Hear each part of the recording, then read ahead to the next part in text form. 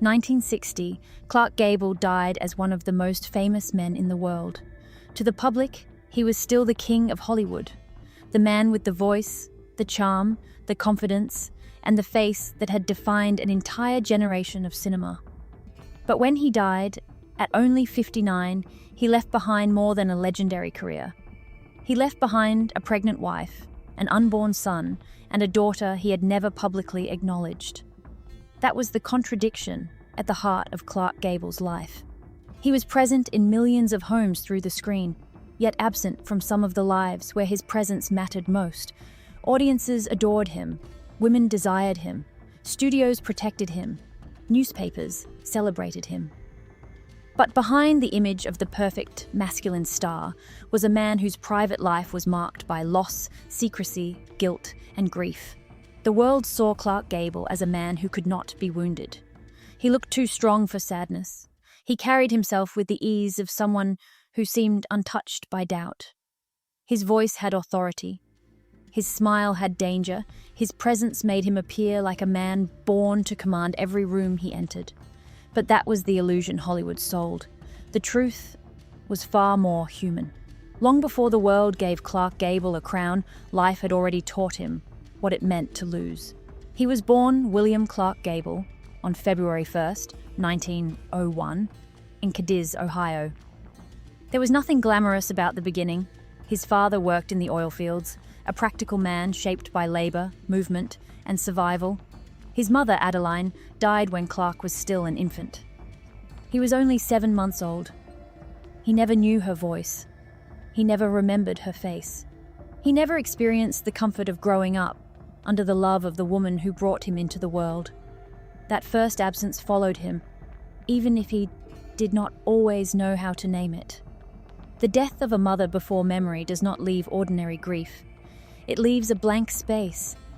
It leaves a wound without an image. Gable grew up not mourning a woman he remembered, but living with the strange emptiness of someone who should have been there and never was.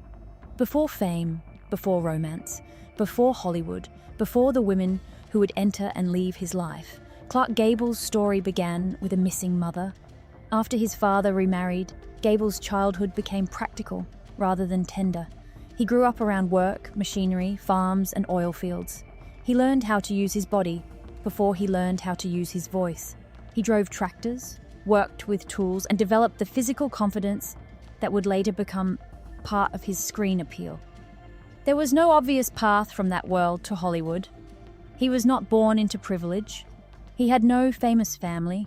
He had no industry connection waiting to rescue him. For a while, his life seemed destined to remain ordinary.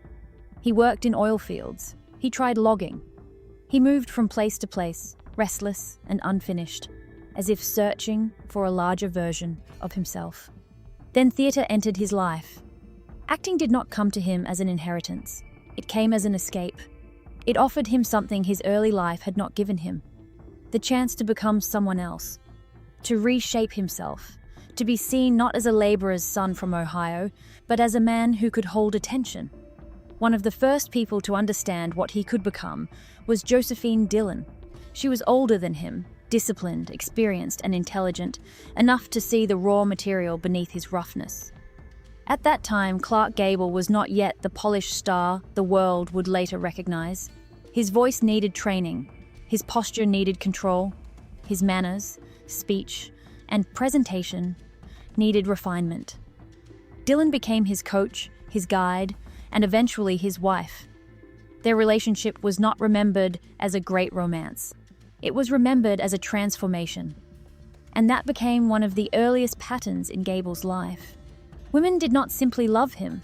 They shaped him. They corrected him. They prepared him. They opened doors for him. They gave him polish, comfort, opportunity, and direction. But again and again, once he had become the man they helped create, the relationship itself could not survive the new version of him. He was not always openly cruel, but he was ambitious, restless, and increasingly aware of the power his charm gave him. By the early 1930s, Hollywood began to understand what it had found. Clark Gable was not delicate or distant like some leading men of the era. His appeal was stronger, rougher, and more immediate. He looked like a man who belonged outdoors, in conflict, in romance, in danger. There was warmth in him, but also arrogance. There was humor, but also threat. He could be tender, without seeming weak, and forceful, without becoming impossible to like. That balance made him one of the most magnetic actors of his generation. MGM placed him opposite some of the most important actresses in Hollywood. And the chemistry worked again and again. With Joan Crawford, Jean Harlow, Norma Shearer, and others, Gable projected the same essential promise: that he was the man who would not beg, would not bend easily, and would not be controlled. During the 1930s, audiences were living through uncertainty, and Clark Gable looked certain. He made confidence feel romantic. He made arrogance feel charming. He made emotional distance look like strength. Then came It Happened One Night, in 1934. It was not supposed to become one of the greatest romantic comedies in American film history. Gable himself did not treat it as the role that would change everything. But the film worked because he worked. His performance had humor, irritation, ease, and charm. He seemed natural in a way that made the screen feel alive. When he won the Academy Award for Best Actor, Hollywood had to accept what audiences had already decided. Clark Gable was no longer just a leading man. He was becoming a symbol. By 1938, that symbol had a title. The public called him the King of Hollywood, and unlike many publicity labels, this one stayed because people believed it. He had become the face of masculine stardom at a time when movies were not only entertainment, but mythology. People did not merely watch Clark Gable. They projected strength onto him. They projected romance onto him. They projected escape onto him. They saw in him the kind of man who seemed impossible to defeat. And then came Rhett Butler. By the time Gone with the Wind went into production, the public had already imagined Gable in the role. Rhett Butler required charm, danger, arrogance, humor, bitterness, and wounded tenderness. It required an actor who could appear selfish and still remain unforgettable. Gable was anxious about the expectations, but when the film arrived, he became inseparable from the character. One performance turned him from a star into a permanent part of cinema history. After 1939, Clark Gable was not merely famous. He was monumental. His face belonged to the world. His voice belonged to Hollywood. His name carried weight far beyond the studio gates. But the higher the image rose, the more dangerous the private life beneath it became. Because a man turned into a legend is still a man. He still makes choices. He still leaves damage behind. He still has secrets that applause cannot erase. And one of those secrets was already alive. Before Gone with the Wind made him immortal. Before Rhett Butler became inseparable from his name. Before the legend fully hardened around him, Clark Gable had worked on a film called Call of the Wild. It was 1935. He was married. His co-star was Loretta Young, one of the most admired young actresses in Hollywood. Beautiful, disciplined, religious, and publicly associated with innocence and moral seriousness. On paper, it looked like ordinary studio casting. In reality, it became the beginning of one of the most painful secrets in Hollywood history. What happened during that production did not simply create gossip. Gossip fades, scandals pass, studios bury stories, careers recover. But this produced something living, a daughter, a child who would spend decades being told a false story about her own identity, because the truth was too dangerous for the adults around her to admit. That is where the tragedy of Clark Gable's life becomes darker. He was not only a man who lost people, he was also a man whose choices made other people feel lost. The mother he never knew became the first absence in his life. But Judy Lewis, the daughter he never claimed, would become the absence he created in someone else's. The world called him king. Hollywood protected him like royalty. Audiences loved him as if the image on the screen was the whole man. But behind the crown was a private history filled with women who shaped him. Women who loved him. Women who suffered because of him. And children who inherited not his presence, but his shadow. And in 1935, away from the safety of studio publicity and the control of Hollywood image-making, that shadow began to take the shape of a secret. Before Clark Gable became the kind of man audiences believed could never be controlled, he had been a man carefully shaped by others. Hollywood later sold him as natural, effortless, almost inevitable. But nothing about Clark Gable's rise was inevitable. The voice, the posture, the confidence, the polish, all of it had been built piece by piece. And in the earliest years of that transformation, the people doing the building were often women. Josephine Dillon was the first. She did not simply enter his life as a wife, she entered it as a teacher. She saw something in him before the world saw it, but what she saw was not yet complete. He was handsome, physical, and magnetic in a rough way, but he was not ready for the screen. His speech needed discipline. His movements needed control. His image needed refinement. Dillon worked on him with the patience of someone who believed that beneath the rawness was a man who could become extraordinary. She helped him train his voice. She helped him understand performance. She helped him soften the parts of himself that seemed too unpolished for the stage, and sharpen the parts that could make him unforgettable. In many ways, Josephine Dillon did not marry the king of Hollywood. She helped manufacture him, and that made their relationship unusually complicated from the beginning. It was personal, but it was also professional. It was intimate, but it was also instructional. It was a marriage, but it was also a project. That project succeeded, but success changed the balance between them. The more Clark Gable became the man she had helped him become, the less the marriage seemed able to contain him. He was younger, ambitious, and increasingly aware that his future was moving faster than the relationship itself. Josephine had helped him climb toward Hollywood, but once the climb began, she could not remain the center of the story. Their marriage ended before the full force of his fame arrived. Then came Rhea Langham. If Josephine Dillon had helped prepare Gable for performance, Rhea helped move him closer to the social world he wanted to enter. She was older than him, wealthy, experienced, and connected to a class of life far removed from the rough beginnings of Cadiz, Ohio.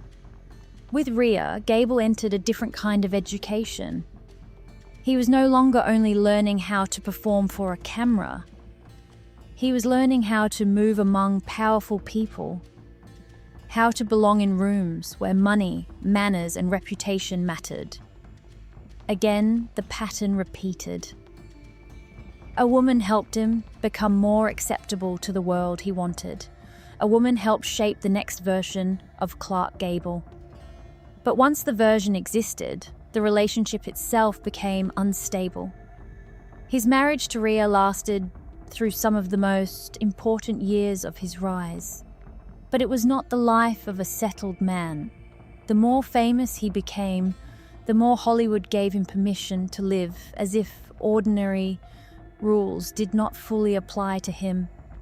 That was one of the dangerous gifts of stardom. It didn't only make Clark Gable visible, it protected him. It surrounded him with people whose job was to keep the image intact. The studio system did not simply produce films. It produced illusions. It created public personalities, managed scandals, softened facts, buried complications, and turned flawed human beings into marketable myths. A star like Gable did not belong entirely to himself. He belonged to MGM, to newspapers, to audiences, and to the fantasy they had all agreed to maintain. In public, he was the romantic masculine ideal. In private, he was a restless man moving through relationships with a freedom that fame made easier. Women were drawn to him, and he knew it. That knowledge changed him. Charm becomes more dangerous when it is constantly rewarded. Desire becomes more careless when the world keeps forgiving it. And Clark Gable lived in an industry built to forgive powerful men as long as they remain profitable. His screen partnerships only deepened the illusion. With Joan Crawford, he created heat. With Jean Harlow, he created a rough, playful electricity. With other lead-in women, he offered different versions of the same promise. The man who could resist society, resist rules, resist emotional surrender, and still somehow remain irresistible. Audiences loved that version of him. But the problem with playing a man who cannot be contained is that eventually the performance begins to resemble the life. By the mid-1930s, Gable was no longer simply a rising actor. He was becoming a national figure. His face sold tickets. His name carried authority. His masculinity had become a product. And the more the public believed in Clark Gable, the symbol, the more difficult it became for Clark Gable, the man, to face consequences, like anyone else. A mistake made by an ordinary man could destroy him. A mistake made by a star could be managed, denied, or hidden. That difference mattered in 1935. At that time, Gable was married to Rhea Langham. He was famous, desirable, and protected by a studio that understood his value. He was also working in a world where morality was not only personal, but contractual. Actors were expected to maintain public respectability because their images were business assets. A scandal was not merely embarrassing. It could threaten box office, studio investment, and long-term profitability. Hollywood could be reckless in private, but it demanded purity in public. Loretta Young understood that better than most. She was young, beautiful, disciplined, and admired not only for her face, but for the image surrounding it. She was associated with grace, religion, restraint, and moral seriousness. Her Catholic faith was part of her public identity. She was not marketed as dangerous, she was marketed as virtuous. In the studio era, that image was not decorative. It was protection. It was currency. It was part of what made her valuable. When Gable and Loretta Young worked together on Call of the Wild, they were entering a situation where image and reality could no longer remain neatly separated. The production took them away from the controlled spaces of Hollywood and into location shooting. Away from the studio gates, away from the usual routines, away from the public machinery that normally shaped behavior, two stars existed closer to each other than the publicity departments could comfortably manage. Gable was 34, Loretta was 22. He was married. She was unmarried, devout, and professionally careful. On paper, they belonged to very different moral categories. He was the reckless masculine star whose charm had become part of his legend. She was the young actress whose reputation depended on discipline and restraint. But human lives rarely obey the categories created for them by publicity departments. What happened between them during that production would become one of the most disputed and painful episodes in Hollywood history. For years, the story was often described as a brief affair, a dangerous romance between two stars whose careers could not survive the truth. Much later, a darker version emerged from Loretta Young herself, one that suggested the encounter may not have been something she had freely chosen. The exact truth of that moment belongs to the two people who were there, and one of them never spoke of it publicly. What cannot be disputed is what followed. Loretta Young became pregnant. That single fact turned a private encounter into a public disaster waiting to happen. Gable was married. Young's image was built around moral seriousness. The studios had every reason to prevent the truth from surfacing. A child born from that situation could not be allowed to exist openly within the official version of either star's life. For Gable, it threatened his marriage and his carefully managed image. For Young, it threatened something even more severe: her reputation, her faith, her career, and the identity Hollywood had built around her.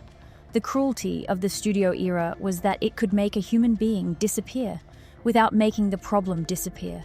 A pregnancy could be hidden, a birth could be disguised, a story could be invented, newspapers could be controlled, contracts could be protected. But a child was not a rumor. A child was not a headline. A child was a living truth. Loretta left public view under the explanation of rest and recovery. The machinery of Hollywood helped silence the questions that might otherwise have followed her. In that silence, the future of a child was being decided before she had even entered the world. The adults around her were not preparing to welcome her into a family. They were preparing to hide the evidence of how she came to exist. And this is where Clark Gable's tragedy becomes morally complicated. It is easy to speak of him only as a wounded man, shaped by the loss of his mother and later broken by the death of the woman he loved most. But he was also a man whose choices wounded others. His life was not tragic only because things were taken from him. It was tragic because at crucial moments he allowed other people to pay the emotional price of his silence. The daughter who came from that silence would be named Judy. She would grow up surrounded by fame, but denied the truth. She would be told she was adopted. She would live in a house where something always felt wrong, but no one would give the wrongness a name. She would carry the resemblance of a man the world recognized instantly, while being denied the right to call him father. For Clark Gable, the secret could be folded into the larger machinery of Hollywood and buried beneath new films, new romances, new headlines, and eventually, greater fame. For Loretta Young, the secret would become a lifelong burden of shame and denial. But for Judy Lewis, it would become the foundation of her identity. She did not inherit a father, she inherited a lie. That is the kind of damage glamour is very good at hiding. The studio system could protect a star's name. It could protect a woman's image. It could protect a film's profits. But it could not protect a child from the slow violence of being made unreal in her own life. And while Clark Gable continued rising toward the peak of American fame, while audiences watched him become the man they wanted him to be, somewhere outside the official story of his life, his daughter had already been born into secrecy. The world was about to crown him king. But one of the first subjects in that kingdom was a child he would never publicly claim. Judy Lewis entered the world as a truth no one wanted to face. She was not born into poverty, obscurity, or ordinary scandal. She was born between two of the most recognizable images Hollywood had created: Clark Gable, the rising masculine ideal, and Loretta Young, the young actress whose public identity depended on purity, faith, and control.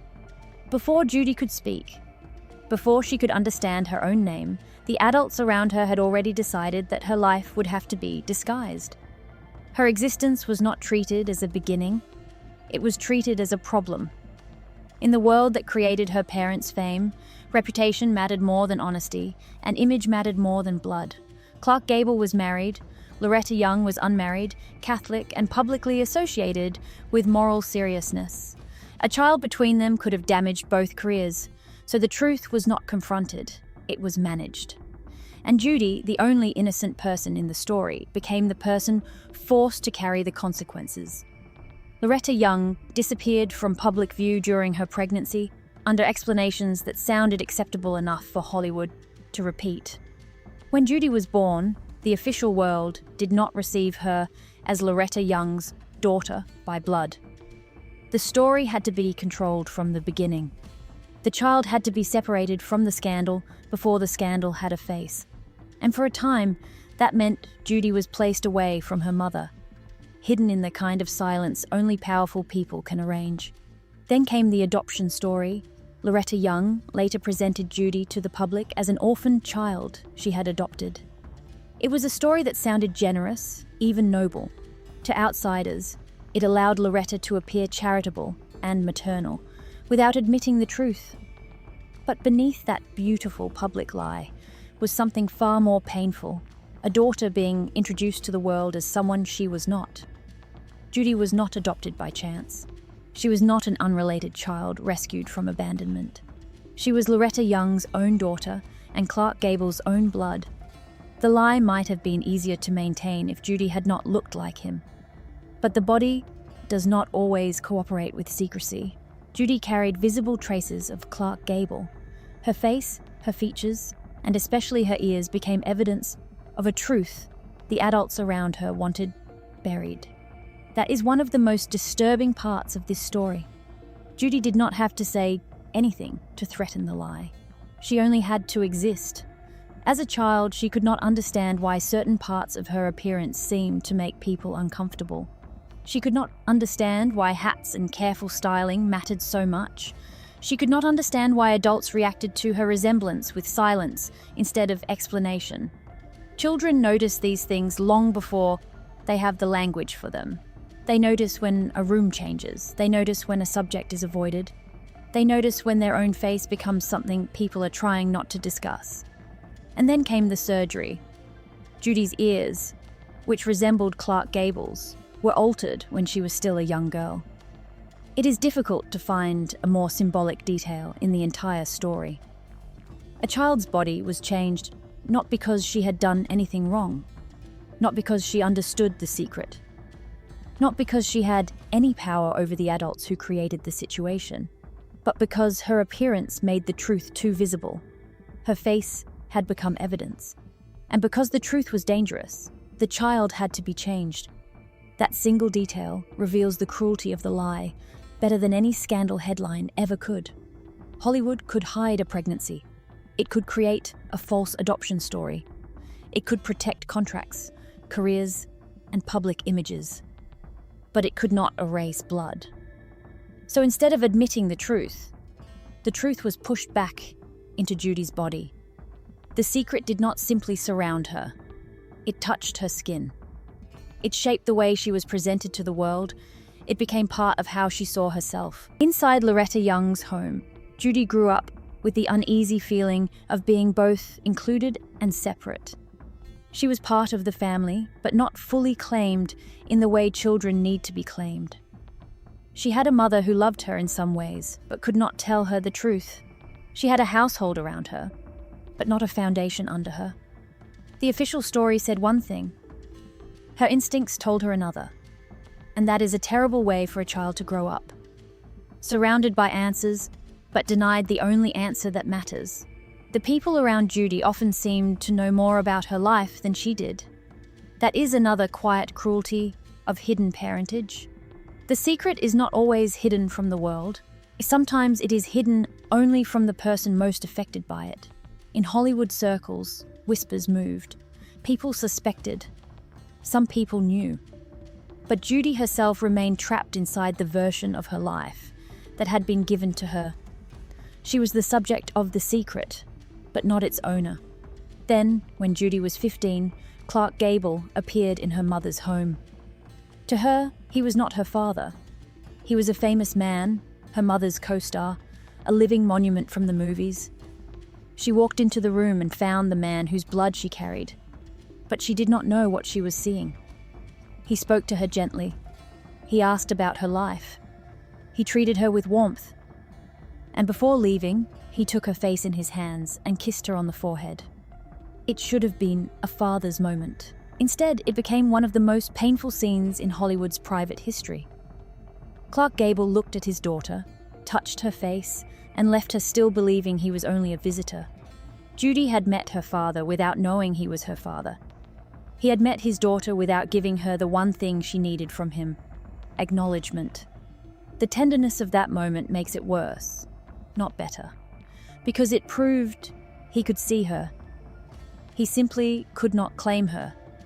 Years passed, and the lie continued doing what lies do when they are allowed to become the foundation of a life. It did not stay still.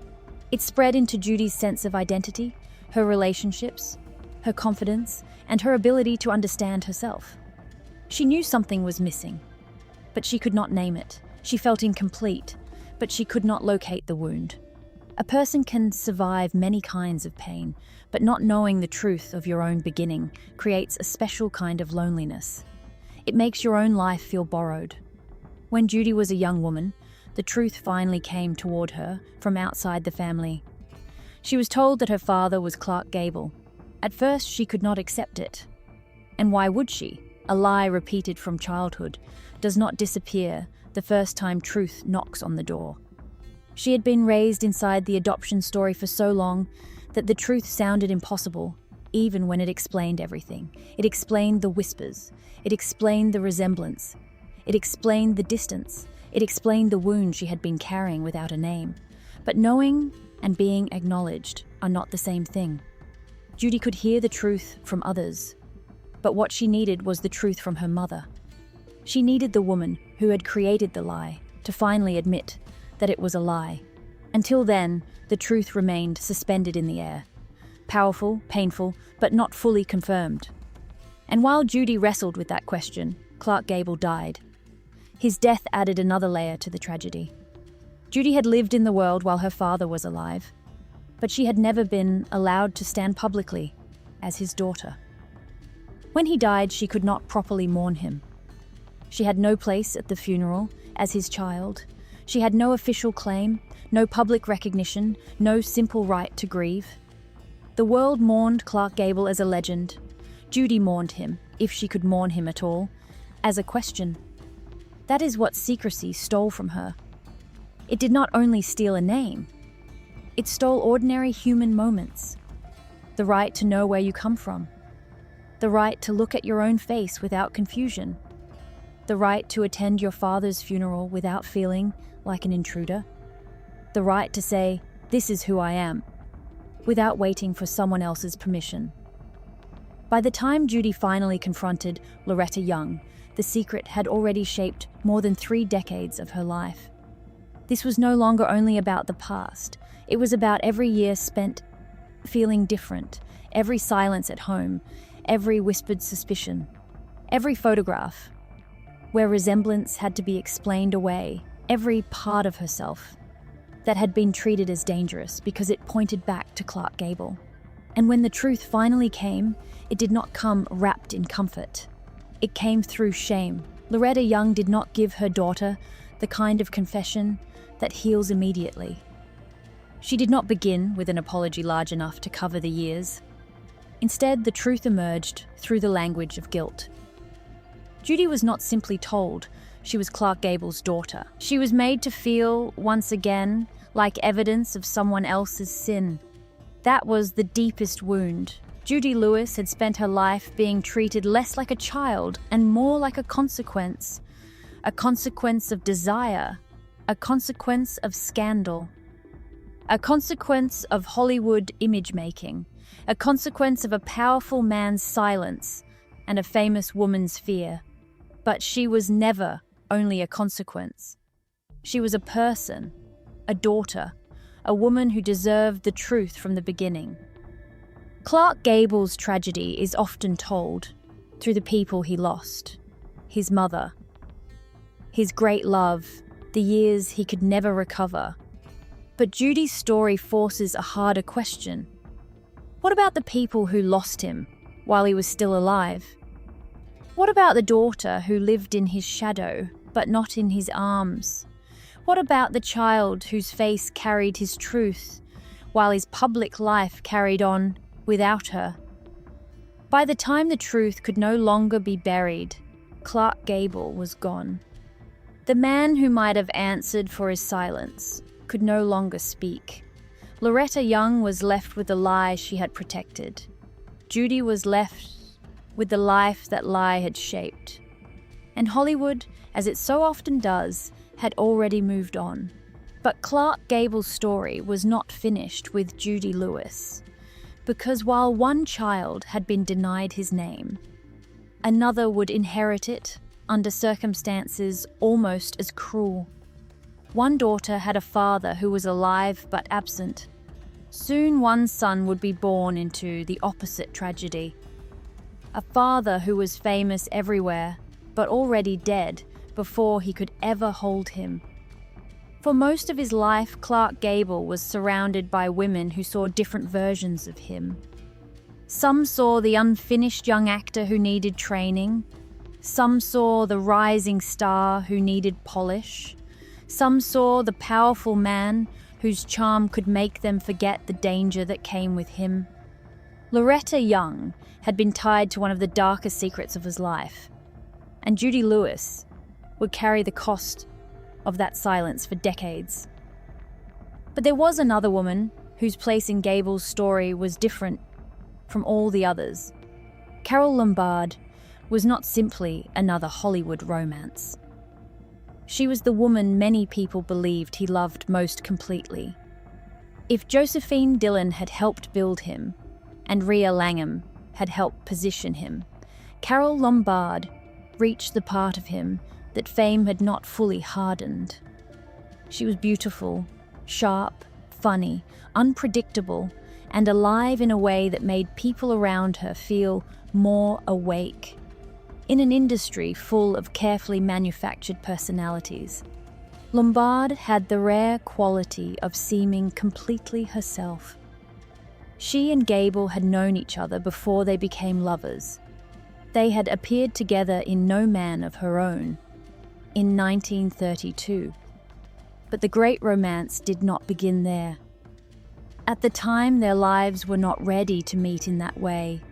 Gable was still married, and Lombard had her own history, her own career, and her own place in Hollywood. But when they came back into each other's orbit later in the decade, something changed. What had once been professional became personal. What had once been ordinary chemistry became something much harder to dismiss. With Carol, Gable found a woman who did not seem intimidated by the myth around him. She could match him. She could tease him. She could challenge him. She did not treat him like a monument. She treated him like a man.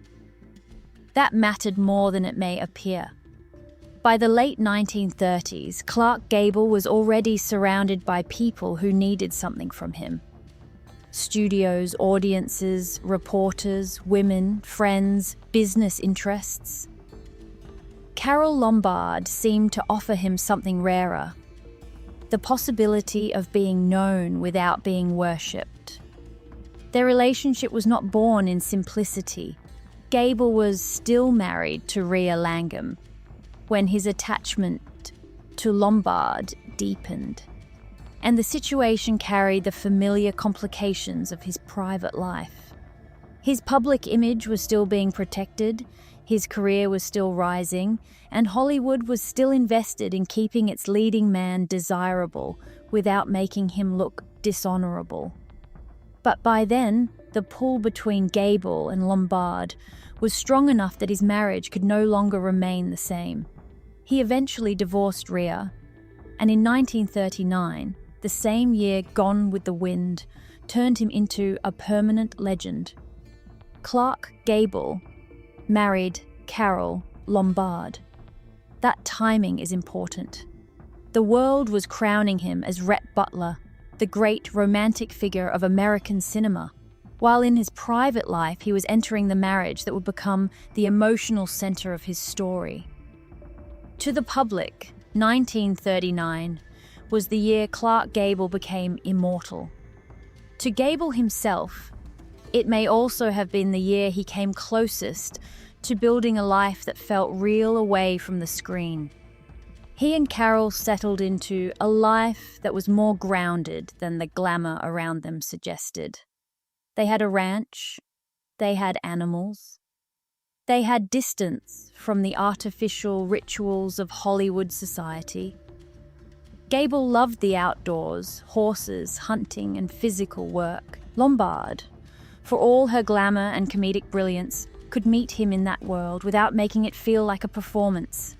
Their marriage gave him something that fame never could: a private rhythm, a place to return to, a person who did not need him to be the king every hour of the day. That is why Carol Lombard's death did not simply wound him, it altered him.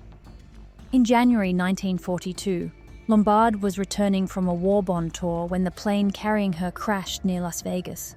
She was only 33 years old. Her mother and others died with her. One day she was alive, brilliant, loved, and moving through the world with force. The next, she was gone. For Gable, the loss was not symbolic. It was not a newspaper tragedy. It was the destruction of the life he had begun to believe might hold him. Hollywood had seen Clark Gable perform Heartbreak many times. After Carol died, Heartbreak was no longer a role. The man who had built a career on masculine control was confronted with a kind of grief that did not care how strong he looked. He could not charm it, he could not outrun it, he could not turn it into a performance and leave it on a set. Carol's death entered the private center of him and stayed there. People around him understood that something had broken.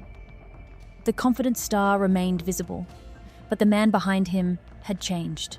He enlisted in the Army Air Forces after her death, even though he was already in his 40s and one of the most valuable stars in Hollywood. Officially, it was service. Emotionally, it has often been understood as something more complicated. There was duty in it. But there was also grief. There was patriotism. But there may also have been a man moving toward danger because the life he wanted had already been taken from him. He flew combat missions. He entered a world far removed from studio protection, where fame could not fully shield a man from death. For someone like Gable, who had been treated as almost untouchable by Hollywood, the war placed him back inside reality. Men died, planes went down. Orders mattered more than applause. And somewhere inside all of that was the memory of Carol, whose own death had come from the sky while serving a country at war. He survived the war, but survival did not mean recovery. That is one of the quiet truths in Gable's life. He kept going, but going on is not the same as healing. He returned to Hollywood. He returned to films. He returned to the life expected of him. But the version of him that had existed before January 1942 never fully returned. Carol Lombard remained the great absence in the room.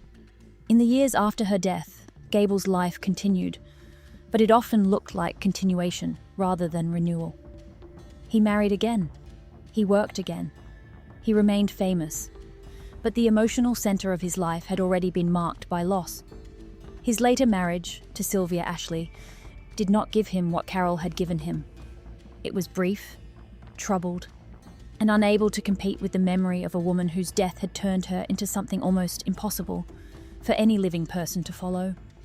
That was the burden of loving Clark Gable after Carol Lombard. Any woman who came later was not only dealing with the man himself, she was living beside a ghost. Carol had become more than a former wife. She had become the measure of what love had once looked like for him.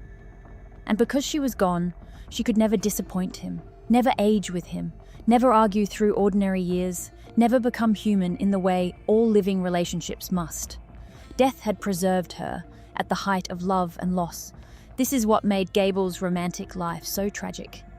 He had spent his early years being shaped by women, his rising years being desired by women, and his powerful years moving through relationships with the confidence of a man protected by fame.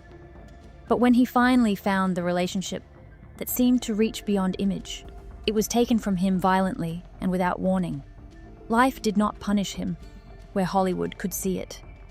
It punished him in the one place where the king of Hollywood was only a husband.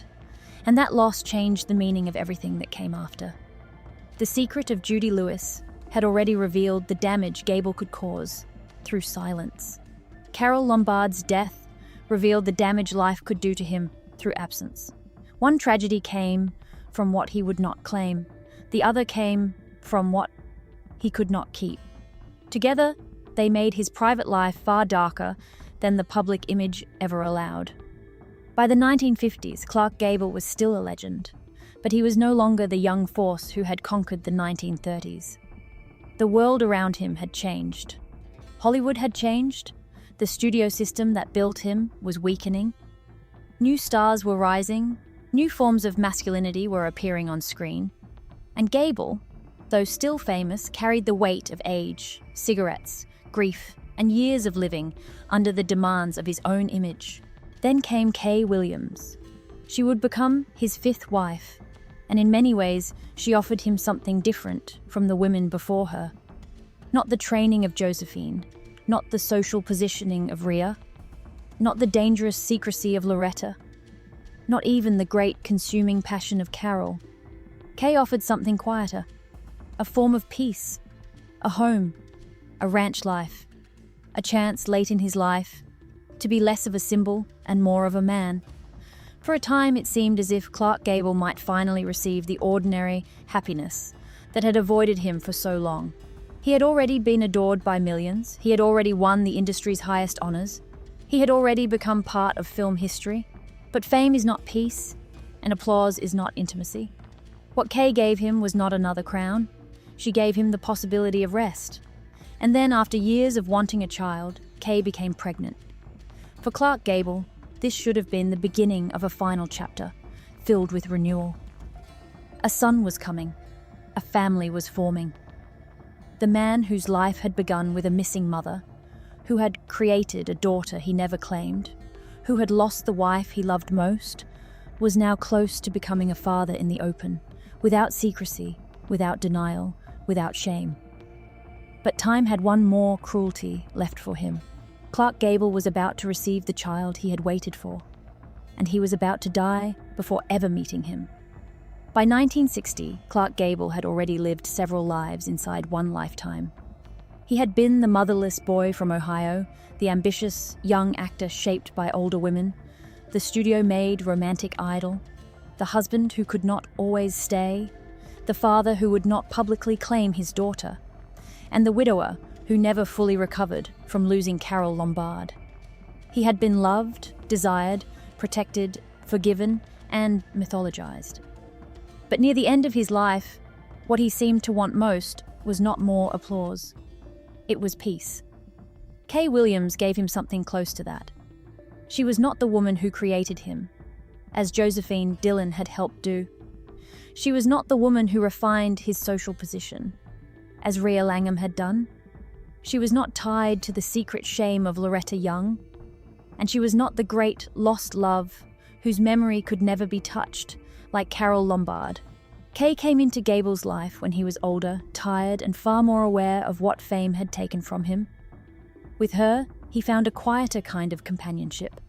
Their life together was centered less on Hollywood glamour and more on the ranch life Gable had always loved. The ranch gave him distance from performance. It gave him horses, open space, physical work, and a version of masculinity that did not need cameras to confirm it. There, he did not have to be Rhett Butler. He did not have to be the king of Hollywood. He could simply be a man who loved the outdoors, who liked working with his hands, and who wanted a home that belonged to him more than it belonged to the public. That late peace matters, because it arrived after so much emotional damage. Gable had spent decades surrounded by attention, yet so much of his private life had been defined by absence. His mother was gone before he could remember her. Judy Lewis was alive while he was alive, but she was kept outside the truth. Carol Lombard had been loved deeply and then taken suddenly. And now, with Kay, the possibility of a final family seemed to appear at the very end of the road. For years, Clark Gable had wanted a child he could openly call his own. That fact makes the Judy Lewis story even more painful. He already had a daughter. Blood had already connected him to a child. But because of scandal, fear, career protection, and silence, that daughter had not been allowed to stand beside him as his daughter. The child he had was hidden. The child he wanted openly had not yet come. Then Kay became pregnant. For Gable, it should have felt like a final mercy. After 5 marriages, after grief, after years of public triumph and private disorder, a son was finally coming into his life. Not as a secret, not as a scandal, not as a whispered rumor moving through Hollywood rooms. This child would carry his name openly. This child would be recognized. This child would belong to him in the daylight. But time was already closing around him. In 1960, Gable was working on The Misfits, the film that would become his last. It was not an easy production. The Nevada heat was punishing. The atmosphere around the set was tense. Marilyn Monroe was struggling through her own personal collapse. Montgomery Clift carried his own damage. The script came from Arthur Miller, and the film had the weight of people who were not merely acting pain, but living near it. In that environment, Gable pushed himself harder than he should have.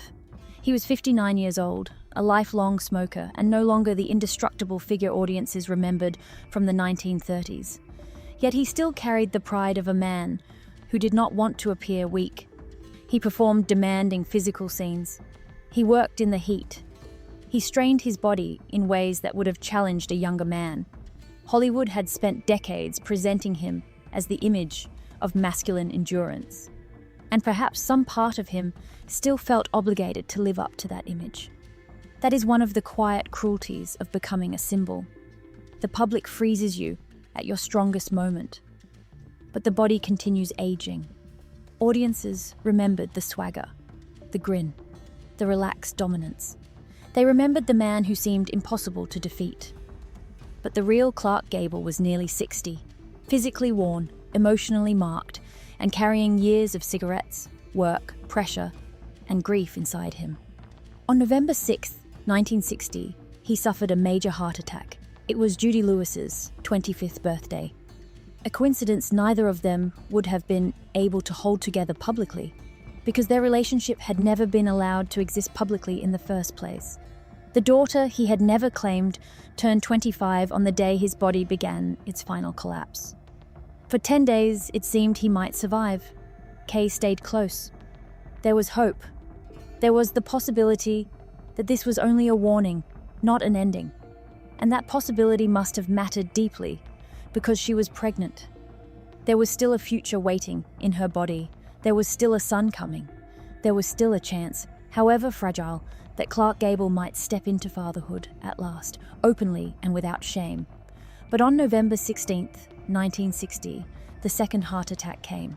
Clark Gable died at 59 years old. The king of Hollywood was gone before his son could meet him. John Clark Gable was born on March 20th, 1961, 4 months after his father's death. From the beginning, he inherited a contradiction. He carried one of the most famous names in film history, but he did not inherit the man behind it. He inherited photographs, stories, movies, public memory, and a surname heavy enough to shape his entire life before he had any choice in the matter. But he never inherited a father's voice at the breakfast table. He never inherited ordinary advice. He never inherited private memories. He never inherited time. That was the opposite tragedy of Judy Lewis. Judy had a father who was alive but hidden from her. John had a father who was acknowledged but already gone. Judy was denied the name. John was given the name without the man. One child lived beside a secret. The other was born into a shadow. And both lives revealed the same truth. Clark Gable's fame could reach millions, but it could not give his children the simple wholeness they needed. For Kay, the loss was equally cruel. She had been carrying the child of a man who seemed finally ready for a quieter chapter. Then she was left to raise that child in the aftermath of a legend. She did not simply lose a husband. She became the guardian of a name, a memory, a child, and a public grief that would never fully belong to her alone. When a man like Clark Gable dies, the world mourns loudly. But the family has to live with the silence after the mourning ends. And that silence is where the real story of Clark Gable becomes clearest. His public life was full of noise. Applause, headlines, studio publicity, gossip, awards, premieres, and immortal lines. But his private life was full of things left unsaid. A mother he never knew, a daughter he never claimed, a wife he could not save, a son he never held. Again and again, the deepest parts of his life were shaped not by what was spoken, but by what was missing. That is why the tragedy of Clark Gable cannot be reduced to one event. It was not only Carol Lombard's plane crash. It was not only Judy Lewis growing up inside a lie. It was not only John Clark Gable being born fatherless. It was the pattern that connected them all. Love came into Gable's life, but it rarely arrived without loss attached to it. Women shaped him, desired him, married him, suffered beside him, and in some cases suffered because of him. Children carried his blood or his name, but not always his presence. He had been created by women, protected by studios, adored by audiences, and crowned by Hollywood. But none of that could make him whole. Fame gave him power, but it did not make him honest. Fame gave him lovers, but it did not make love simple. Fame gave him immortality, but it did not spare the people closest to him from pain. That is the strange and uncomfortable truth behind his life. The legend survived better than the relationships did. Clark Gable was buried at Forest Lawn Memorial Park in Glendale, California, beside Carol Lombard. That final detail carries its own sadness. In death, he rests beside the woman whose loss had broken something inside him. The public remembers him through Gone with the Wind, through Rhett Butler, through the famous line that became attached to him forever. But the more human version of his story is found somewhere else. In the daughter who waited decades for the truth, in the wife who died too soon, in the pregnant widow, and in the son who arrived after the funeral. Perhaps that is the final irony of Clark Gable's life. On screen, he seemed like the man who could walk away from anything. In life, he was surrounded by consequences that never walked away from him. His choices followed others. His grief followed him. His name followed his children. His absence became an inheritance. The world called him the King of Hollywood. But a crown is not the same as peace. A title is not the same as love. A legacy is not the same as presence. And behind the face that millions adored was a man whose closest relationships were marked by longing, secrecy, and loss. Clark Gable became immortal because of the movies. But the people closest to him lived with the part of immortality that no one applauds. A daughter spent her life trying to claim the truth. A son was born into a name without a father. A wife became a memory he never escaped. And the man the world believed had everything left behind a story that proves something fame can never hide. Sometimes the most admired men are not the happiest. Sometimes the brightest legends cast the longest shadows. And sometimes the king everyone worships is, in the end, only a man surrounded by the people he lost, the truths he avoided, and the love he could never fully keep.